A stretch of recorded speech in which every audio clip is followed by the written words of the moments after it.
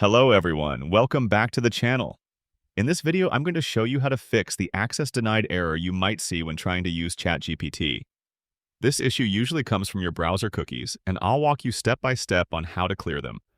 First, open your browser and click on the three dots in the top right corner. From the menu, go to Settings. Now make sure you're in the Privacy and Security section.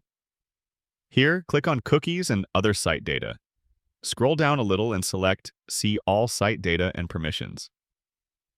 In the search bar, type OpenAI.